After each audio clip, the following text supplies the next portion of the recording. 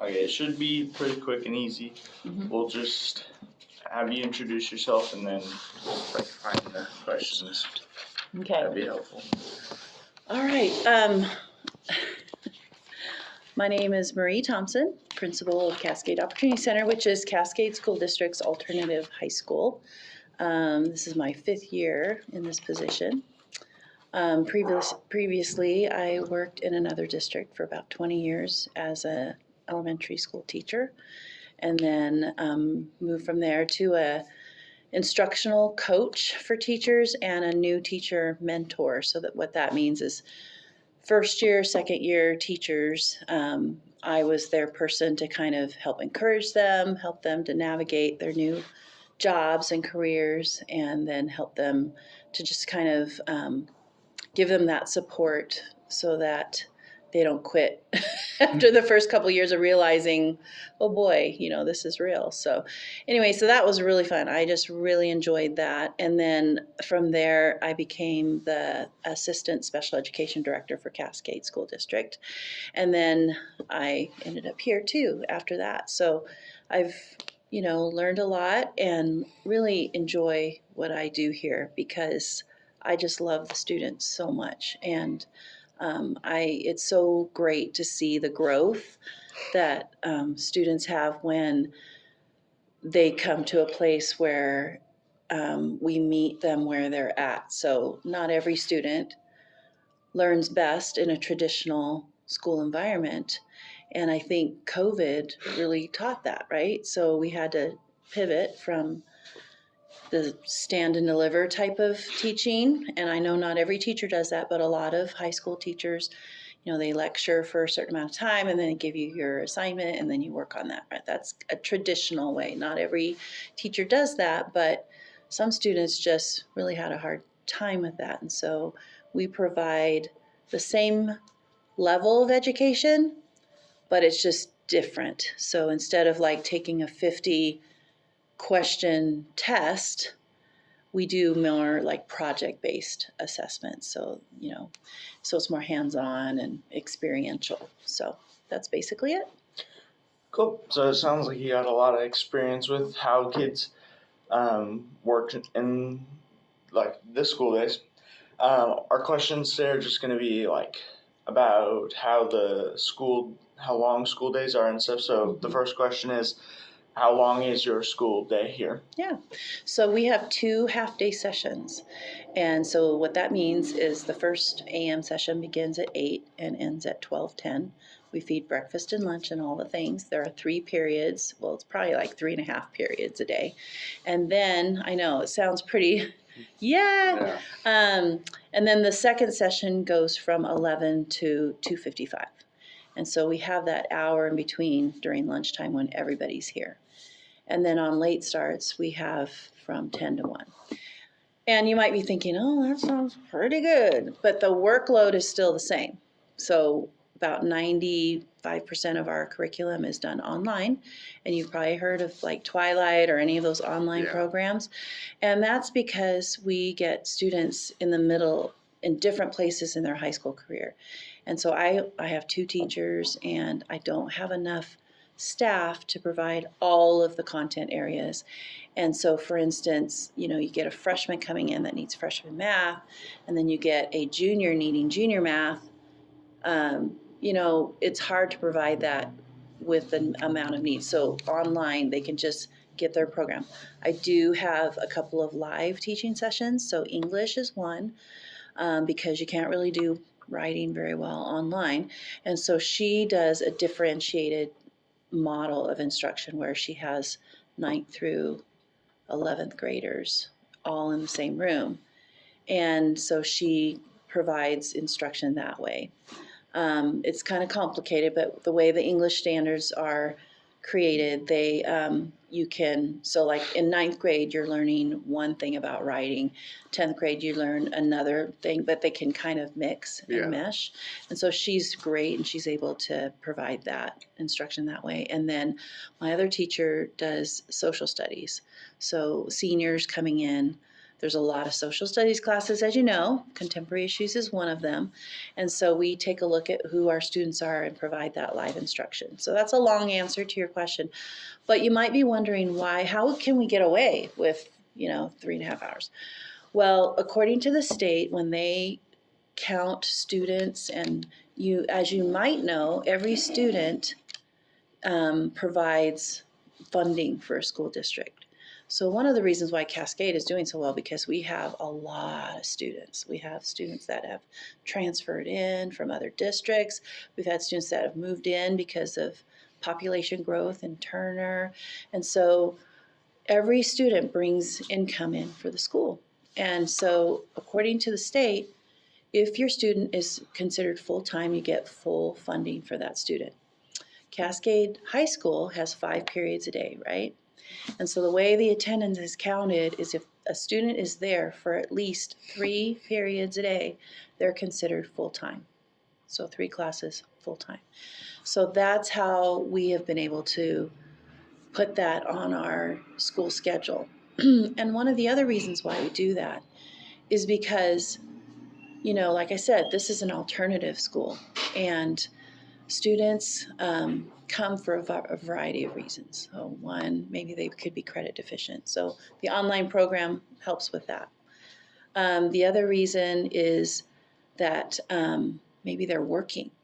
So they're able to have their jobs and they're able to have a school career too. And since things are online, it gives that flexibility of being able to log in from home, and anytime there's internet or device, a student can work on classes.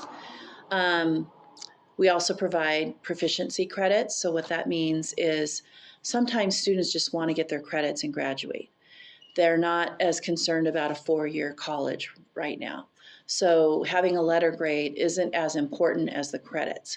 And so when we do proficiency credits, it means you've been able to do all of the requirements for that credit, but you get a pass-fail. And so you don't have to do the whole entire English, because there's a lot of fluff stuff in English. So we're able to do the power standards and have them pass the state test, or one of the work samples. If they're able to pass that, then they're able to get that proficiency credit. We also give work experience credits, kind of like what you guys do at the high school.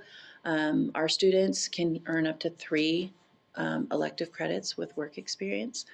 And then we provide opportunities to get other certifications. Say someone wants to get their food handler's card, then we can try to help them with that. So that's that schedule thing. We do have students that stay longer than the 3.5 hours a day, because if they're starting to fall behind, it doesn't make sense, right? If they really need that adult teacher support, it doesn't make sense to say, oh, you're 3.5 hours done. We're very flexible. And so we used to only offer like full day for seniors because they really need to recover credits, but we're kind of flexing on that with other grade levels too. It really, really depends on what students need. Transportation sometimes is an issue. So we just really take a look at the individual student and go, okay, what is it that you need, right? And even kids that don't want to come to school, like it's like at the high school, they haven't been to school for a month, right? So they come here. And so our philosophy is, what can you do? Because students have life stuff that they're dealing with. And sometimes people can handle those well, and sometimes they just need time to deal with whatever they're struggling with. Because brain research says, hey, if you're in survival mode, you can't access your thinking brain. And we need our thinking brain to be good at school, right? Yeah. So we say, we don't really get after kids for being truant or late or whatever. We just say, we're just glad you're here. How can we support you? And so sometimes I've had conversations with students that have been out of school, they've been dropped. Well, how many days can you come to school? Because it's better than none, right? Yeah. So we approach it with kind of that student-centered, trauma-informed basis, right? We acknowledge that there's the whole person, your emotions, your physical, your mental, and then, of course, your intellectual brain, right? So and then we have what we call a student success class that every student has to do. It's from 11 to 11:45. And that's that half, sort of half period of the day. And so we focus on success skills like focused note taking, all these things that make a student successful academically, but also post high school goals. So we're looking at something called agency. What sort of empowerment do you have to take with you after you're done with high school? We look at empathy. We look at all these like job ready type of character traits that people need, not just students, but just all people need to be successful in life, right? So we spend 45 minutes a day working on that, and every day looks different. So like Tuesdays, we have something called small groups. So every staff person here has a group of maybe 10 that we help build relationships with. We have conversations. So we start off with a big group, we do this big activity, and then we break off and have a little bit of discussion around that. So does that probably more than answers your question? Yeah, you're good. Let's get into more of, so you guys have shorter school days and stuff. How do you think this positively affects kids? Well, like I said, it helps give them a pathway to feel successful, because some of our students just, because of anxiety, because of a work situation, because honestly, I have students that work because they have to help support their families. So they find themselves in these really unique situations, and being able to have that flexible schedule empowers them to live their lives and be successful at school all at the same time. It gives them a pathway where they're going, okay, I can do this, right? So, and then we build up the capacity to maybe stay longer or do more classes if they need to. So we start from where they are, and that's part of it. And I feel like when you guys graduate from high school, you're not necessarily going to think about a certain lesson. Maybe you will, like something that stood out to you, but you're going to remember more about how you felt about school, and that feeling of being supported, feeling of being successful, that one teacher that you loved, right? That went the extra mile for you, or even that one teacher that you couldn't stand, right? And who would you want to work for more, right? The one you didn't like, or the one that you felt like had your back? So that's what this is all about. And trying to get, because a lot of our students come in with negative attitudes about school already. And so we're trying to bridge that gap and help create a different narrative. Right, okay, so that's it. Do you think that having the same amount of workload, but having less hours, do you think this negatively affects the kids? I'm going to say there's more success than not. And one of the things, like I said, we work on is agency, right? And agency also deals with how a person feels that they have choice in their life. And so right now, I have 43 seniors that are here. 38 of them are graduating. And those 38 are people that came to us with very little credits, very behind in credits. And this is being recorded, so be careful. Okay, Catherine Hinkle just entered the room, everybody, and so did Grace. Just watching a car maybe getting pulled over. Oh, anyways, so it, if it does, I think, I can't think of anything. I can't think of anything negative about it. I can't even think of an example right now. I'm just going to say, if there's any person that doesn't graduate or isn't successful, maybe it's because we couldn't reach them to get back into school.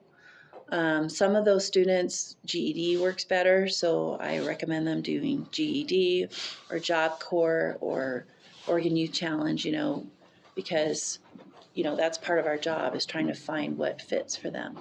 So we do have kids that do eventually just drop out and go into the workforce of whatever kind. And those are hard, but we still keep in contact with them. Sometimes they just pop in and visit and just say, hey, I'm having a great time and just want to say hi kind of stuff. So, it is what it is sometimes, and you just do the best you can. But we do still have students that will just still decide to drop out. And sometimes there's more to what's happening with them than just school. And so, like I said, until they take care of those things, they can't access their thinking brain in order for them to be successful. I'm not kidding. Yeah, they stay busy out here. Let's get on that. Did you hear that? The car, the engine, Is that one the getting Marion pulled over? County. Yeah. Uh-huh, They've got good engines in their cars. yeah. They're interviewing me about the school and about The hours. hours Yeah, because we have reduced hours. yeah, But we pack a lot. yeah. We did. And we do have a lot of students that stay longer. So, and Catherine Hinkle is our school counselor. I don't know them at all. And so, do you No. know? You don't? I Are you do. being sarcastic? I've known them for a long Of time. course you He do. wrestled with Matthew for years. Okay. I know you for years. Like 7th grade. Well, I didn't know Yeah. he's John's brother. Yeah. I didn't know Yeah, that. yeah. There's a little. But I see the resemblance now. Yeah. Yeah. And you guys know each other. Yes, I knew you. I You guys are done. So what class is it for? Contemporary issues. yeah. think we're Oh. focusing on the reduced schedule. Yeah. And if you had years ago when this started, we didn't have live classes at all. So if you could imagine having to be in front of your computer for 6.5 hours a day, that's a nightmare, Sure. right? Who'd want to do that? Yeah. So we legally can do the 3.5 hours and still maintain full funding as full-time students. So, so it's more of like a legal thing, but we pack a punch into our short days. So. Wish we had more time. Oh, yeah. And, there could be a day that, I've talked about having our schedule be from 10 to 3. Mm-hmm. But the problem is personnel. I need more bodies in here Yeah. for stuff like that and then the other thing is a big reason why some students come here. We have about a third of our students who come here as choice. They're not here because they're sent here. They're here because they want to be here. And the main reason is because to them, high school is too big, too many people. And here we have 4 sessions, and in each session there's maybe 20 something in each session. So that is a lot more comforting. It helps people feel a little bit more comfortable who have social anxiety. And I would say social anxiety of some sort is the most common issue for our students right now. So. I think one more question. Do you think this type of school model would be something we could bring to all the schools, or do you think it would be best suited to have the normal standard school and then also having this type of school for people who can pick? Yeah, that is such a great question, because Monday I went to an alternative ed conference. And so all over the state of Oregon, people came in, and we all talk and share ideas. And everyone agrees that, number one, our education system was developed way back in the, 1800s. And back then, the philosophy about people is that kids are just there, right? Kids are there to provide extra work out in the field or extra work around the house. And then, they helped with the family even then. And so it was really adult-centered. That's how society was. And then when they built the school system, it was still adult-centered, right? Kids came in, they sat down, they, read whatever they need to read. The teacher stood up there and wrote stuff on the board, and students were supposed to pay attention. If they didn't, there was corporal punishment back then, and blah, blah, blah. Or students just didn't come, right? So it was really built around the adult world. And here, the push is to look at students and where they're at, right? And so we do a model called blended learning, where we don't work with everyone all at once. You have tasks that people do, and then you small group of people, and it's a model where students can get more individualized attention for areas that they struggle in. Our small groups for our student success time is another example of that, where they get more individualized attention. And the benefit to that is, teachers get to know students from where they're at. They get to know their learning styles a lot better, and they're able to build those more robust and healthy relationships with students so that the student can feel a part of their education. The student is the one that drives what they need to be successful. And yes, sometimes we don't have the skills, and that's why we're here to walk with them.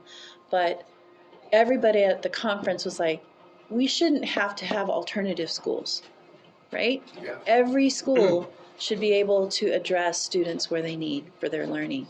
And as students yourselves, does that sound like something that you would want? Yes, Yes. 100%. Yeah, so I mean, it's not about me. It's not about the adults. It's about what you need. And I think every school needs to take a look at that, right? And when we're doing blended learning models, it is not an elementary thing. Do you guys remember about elementary school? You had reading groups, you had this and that, whatever. Elementary teachers get alternative ed much more than sometimes secondary teachers do. And it's not a dig. Secondary teachers are the smartest people. Like, they are masters of their content area. Elementary, they kind of know a little bit about everything enough to be dangerous, right? But the style and approach to instruction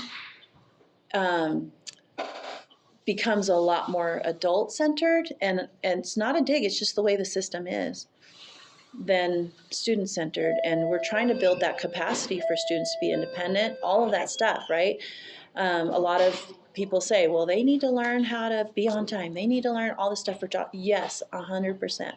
But there's other ways that we can accomplish that, right? Yeah. And we live in a day and age where a lot more attention is paid to the social emotional aspect of student learning, because it's all research based. And like I keep saying, if you are in survival mode, you cannot access your thinking brain. And you know this by maybe you got yelled at before you left your house. You go to first period and it's like, you're thinking about what happened, right? You're not really thinking about what the next chapter in your book is, right? Yeah. So those are the kind of things that I think are getting better and are starting to get more and more addressed in schools. But every school we shouldn't have to have. And that's what, at an alternative ed conference, that is what everyone said. We shouldn't have to have alternative schools. Every school should have a model similar to what we're trying to provide. If we have someone that dropped out or is getting close to dropped out, we should go to their house and say, hey, what do you need? We care about you. We miss you. When a student comes in late, it's not, what are you late for? It's, hey, we're glad to see you, right? We're glad you're here. A student doesn't come every day to school. How many days can you come in? Because you are really missed when you're not here. And then if they don't show up, hey, where are you? What do you need? Do you need a ride? Yeah. So flexible scheduling. If a student needs to work to help provide for their family, make it happen. So anyways, that's my thought. Take it or leave it. Yeah. Mr. Salinas, hello. He's a great guy. He Yeah. is. I think that's all the questions I have, unless you guys have any questions. Nope, that's a 20-minute long Does it video. The video of the table. Yeah.